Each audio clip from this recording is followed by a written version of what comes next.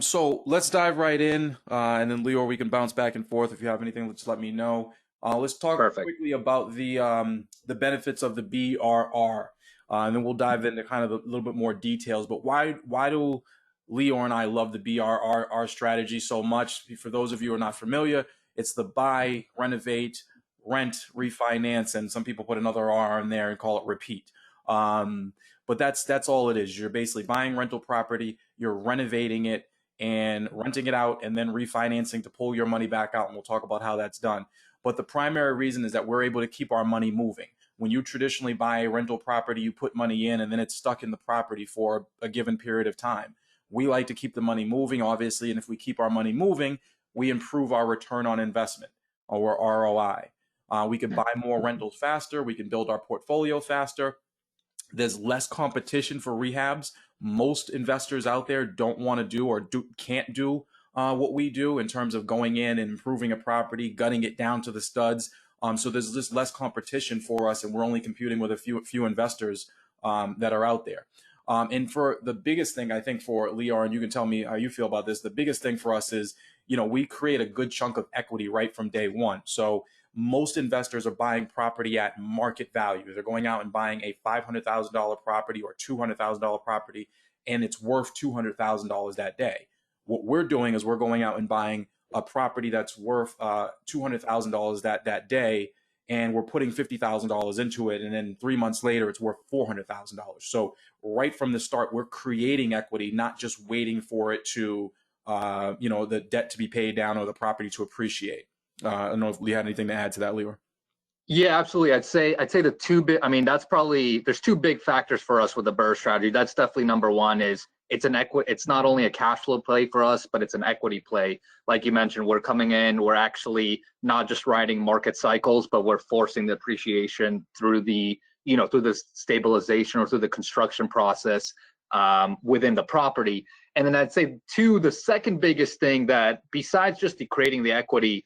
Especially if you're just starting out, I think the biggest benefit of BRRRR that you might have skimmed over is that point about moving money. I mean, if you're in an expensive market like Boston, right? For us, each acquisition can easily, if we were to do it on our own, easily would take $250,000.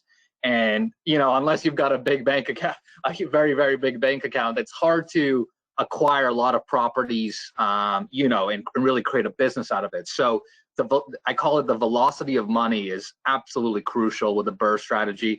It allows you to move the same capital from project to project and really continue to grow your portfolio and business. Absolutely. So Leo, I'll let you kind of take over like the overview of kind of the BRR, and then we'll kind of get into some of the details as we go along. Sure. So yeah, let's kind of dive right into the actual numbers behind the BRR. And again, just to quickly do a recap of what we're doing, right? We're buying a building here that needs some sort of rehab, right? Typically, sometimes you're going to have to do a full gut rehab, which basically means you're literally taking everything out of the building. You're taking it down to the studs, rebuilding everything out. Sometimes you can kind of do lighter work, and maybe you can only do some kitchen and bath work and kind of work around it. But regardless, there's some sort of construction aspect that needs to be done. Then and you can see we'll kind of go line by line. So we'll start obviously with the purchase price, right? Whatever you're going to buy the building for. You're next going to have your typical actual construction cost, and that's what we just talked about. The other thing you got to deal with when you are doing the BRR model is, remember, when we're under construction, and this is different and this is why we're starting to get different from like those more conventional conventional investment options where you're buying fully tenanted buildings. We're buying buildings that don't have any tenants in them, right? So it's not like we're collecting income. So we're actually going to be losing money for the duration of the construction period. So here we have financing and other costs. So basically, while we're actually doing construction, we're still paying the lender. We're still paying taxes. We're still paying insurance. We might still pay some utilities, right? Maybe our contractors need to be using water, sewer, whatever it is. So we're going to have what's called holding costs, which is financing and other soft costs. So those three components basically tally up your total investment, right? So you can see in this example, we have 550, 250, which adds up to the 800. But the whole point of this is, at the end of the day, that property should be worth quite a bit more, right? So in this case, we have it as worth $1 million. So you just, if you were to do this kind of project, you just built up $200,000 of equity, or you're at 80% loan to value. Yeah, no, and that's exactly right. So, I mean, for those of you who are in different markets, these numbers apply everywhere. If you were in a market where that average purchase price might be 50,000 or 150,000, the BRRRR strategy actually works in lower price markets actually a lot better than it does here. In some of the higher price markets, you have Boston, New York, San Francisco. Those markets it's really difficult for us to find. And some people may be asking yourself, well, how are you finding properties at 550, and we'll go into a little bit more about how we're finding deals as well, because I know that's a question that's on somebody's mind right now. There we are. The next slide. I set it up that way because I know some people are like, well, there's no possible way they're finding properties at 550,000 and they're making them worth $1 million. Yes, it's true. So we're going to go into more lead generation as we move along. But here's how we're finding properties at 60 cents on the dollar, 55 cents on the dollar. And those are the ones where we can really buy. There are 3 types of properties. We're buying distressed properties. There's market distressed, personal distressed, and property distressed. Market distressed is like similar to what we're going through right now, coronavirus. Somebody who was doing really well, and all of a sudden their city or their local government basically said, hey, we're going to put an eviction moratorium into your local government. You can't evict anybody, and the tenants start taking advantage, and they decide not to pay. That would be, a market distress. Personal distress, someone died, and they were maybe the breadwinner in the family, and that person can no longer take care of that property, or they're just getting a little bit older. And then property distress is just somebody who is just a hoarder, somebody who just doesn't take care of the property.